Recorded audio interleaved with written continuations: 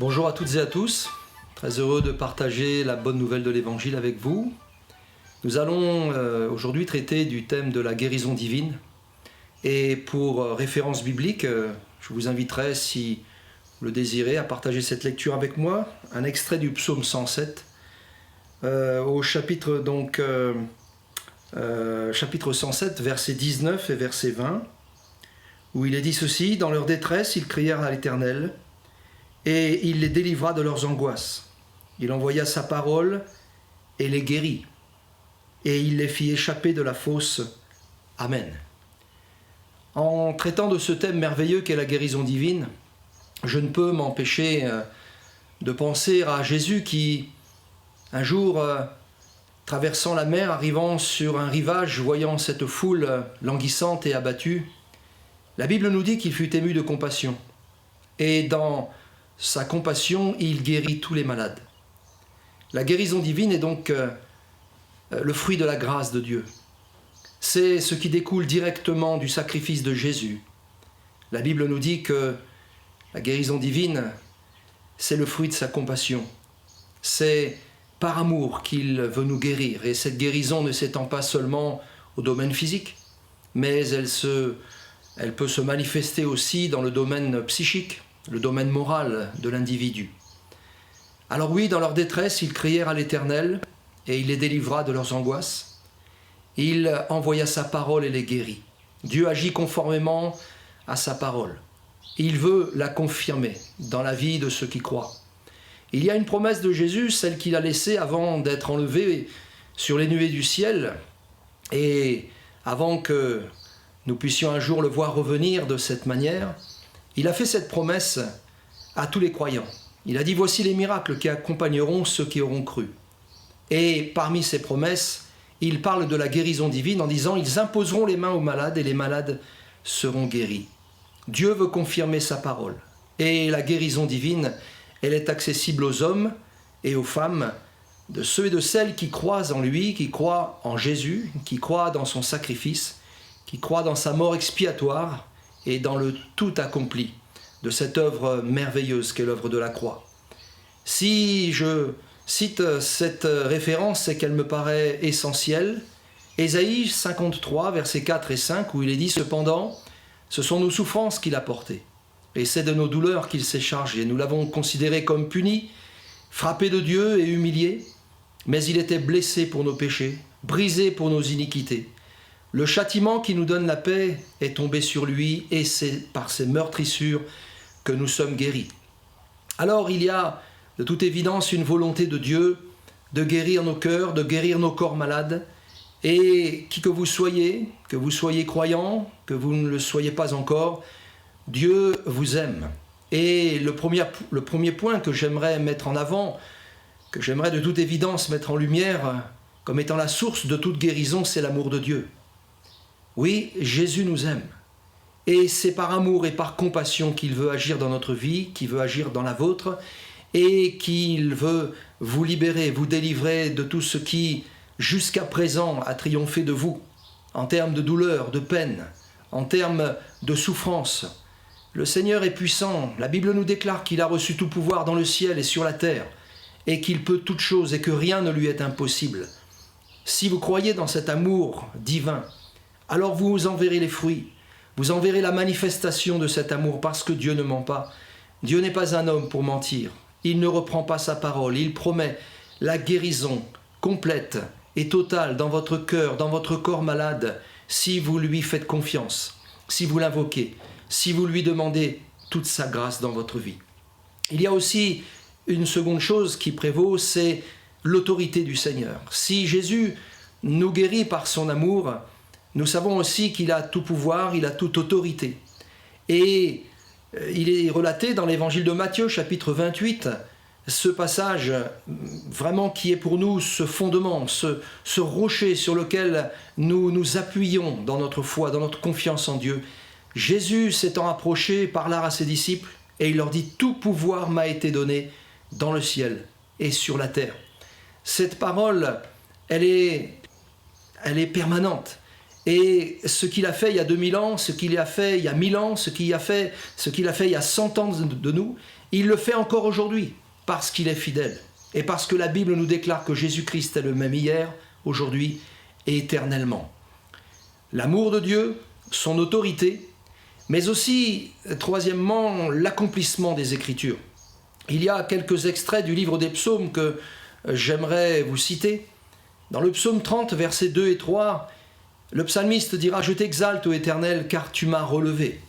Tu n'as pas voulu que mes ennemis se réjouissent à mon sujet. Éternel mon Dieu, j'ai crié à toi et tu m'as guéri. » Et le roi David, auteur de ce psaume 30, va aussi nous mettre en avant cette réalité dans le psaume 103, où il dira « Mon âme bénit l'Éternel, que tout ce qui est en moi bénisse son saint nom. Mon âme bénit l'Éternel et n'oublie aucun de ses bienfaits. C'est lui qui pardonne toutes tes iniquités, c'est lui qui guérit toutes tes maladies. » Si Jésus nous guérit encore aujourd'hui, et il est prêt à le faire et il veut l'accomplir, c'est parce qu'il y a les Écritures, parce qu'il y a le fondement des Écritures. Et Christ, qui est l'esprit des Écritures, c'est conformément à sa parole qu'il accomplit ses promesses dans notre vie. Croyez dans la véracité de ce que la Bible dit. Croyez dans les promesses de ce que les Écritures nous déclarent. Elles sont vraies, les promesses de Dieu. Et le Seigneur, dans notre époque, dans notre année, dans notre siècle, n'a pas changé. Et puis, il y a aussi une quatrième réalité qui met en avant la guérison divine. C'est que Jésus a paru pour détruire les œuvres du diable.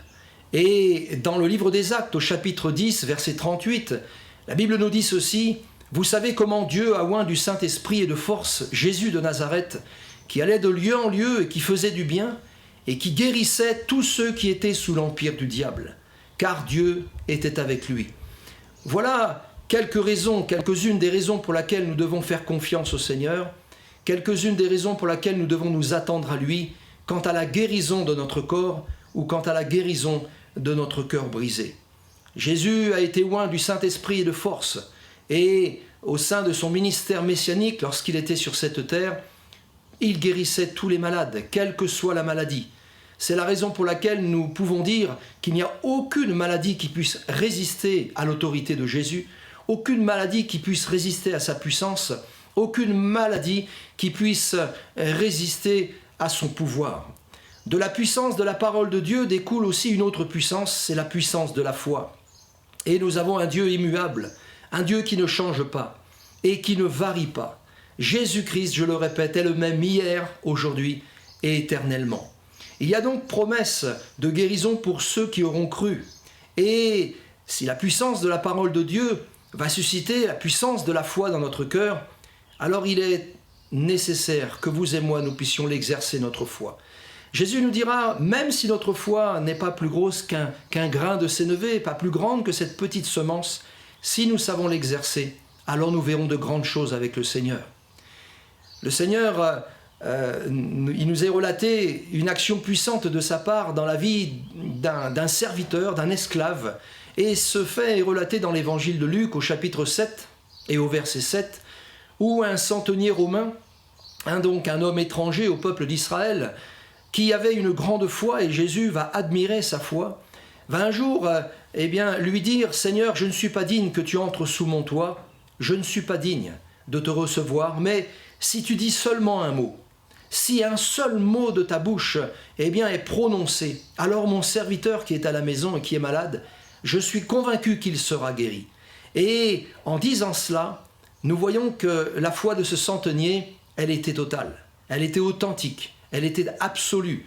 Et ce qu'il est nécessaire de manifester aujourd'hui, c'est une foi similaire à celle du centenier, une foi authentique, une foi absolue dans la puissance et l'autorité de Jésus, dans son amour, dans son pouvoir. Et ce serviteur a été miraculeusement guéri sans même que Jésus ne vienne se pencher à ses côtés ou lui imposer les mains. À distance, il a guéri ce serviteur du centenier parce que la foi du centenier a été récompensée. Et de la même manière, au travers de ces quelques paroles, de cette vidéo, vous pouvez, là où vous êtes, chez vous, ou quel que soit l'endroit, saisir par la foi la guérison divine dans votre corps. Et je suis convaincu que si vous faites cette démarche, si vous croyez de tout votre cœur, si, comme le Seigneur le dit, tout ce que vous demandez en priant, vous croyez que vous l'avez reçu, alors, cher ami, vous le verrez s'accomplir. L'Épître aux Hébreux, au chapitre 11, et je terminerai par cette pensée, nous fait entrer dans les certitudes de la foi. Alors, qu'est-ce que la foi ? C'est une ferme confiance dans la réalisation de ce qu'on espère. C'est une manière de posséder déjà par avance les choses que nous désirons, que nous avons besoin de voir s'accomplir dans notre vie. Croire, c'est être absolument certain de la réalité de ce qu'on ne voit pas. Sans la foi, la Bible nous dit qu'il ne saurait être question de lui être agréable à Dieu. Alors il faut que nous ayons à cœur d'exercer la foi. La parole de Dieu, la puissance de cette parole va susciter dans nos cœurs la puissance de la foi. C'est à nous de l'exercer, de la mettre en œuvre. Si quelqu'un s'approche de Dieu pour entrer en communion avec lui, ou alors pour lui faire connaître quelque besoin que ce soit, ou alors pour l'invoquer dans sa détresse, dans son malheur, sachez, cher ami, que le Seigneur est près de vous, de près de ceux qui l'invoquent avec sincérité. Il faut bien que nous puissions croire que Dieu existe si nous nous approchons de lui, et que nous ayons la conviction que Dieu puisse récompenser ceux qui le cherchent. Alors oui, soutenus par leur foi, la Bible nous dit dans l'Épître aux Hébreux qu'ils ont conquis des royaumes, qu'ils ont exercé la justice, qu'ils ont obtenu la réalisation des promesses de Dieu, qu'ils ont fermé la gueule des lions, qu'ils ont éteint le feu ardent, qu'ils ont échappé aux tranchants de l'épée. Et la Bible nous dit aussi qu'ils ont triomphé de la maladie. Ils sont devenus forts et ils ont fait preuve de vaillance. Dans les combats, ils ont mis en fuite des armées ennemies. Jésus, ayant pris la parole, s'est adressé aux foules et leur a dit « Ayez foi en Dieu. Je vous le dis, dit-il, si quelqu'un dit à cette montagne « ôte-toi de là et jette-toi dans la mer », et s'il ne doute pas en son cœur, mais qu'il croit que ce qu'il dit arrive, alors il le verra s'accomplir.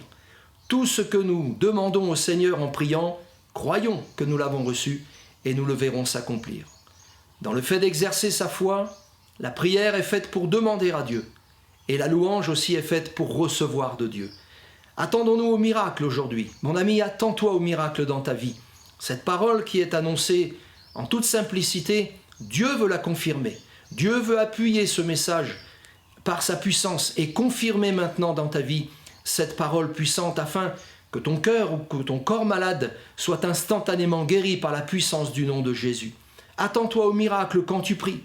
Dieu l'accomplira si tu le crois, car il y a un miracle pour toi aujourd'hui, pour toi maintenant. Alors j'aimerais prier pour toi, mon ami, qui que tu sois, et faisant confiance à la toute-puissance de Dieu, je voudrais m'en remettre à Dieu pour la guérison de ton corps malade, pour la guérison de ton cœur brisé, sachant que l'œuvre que Dieu accomplit est une œuvre parfaite.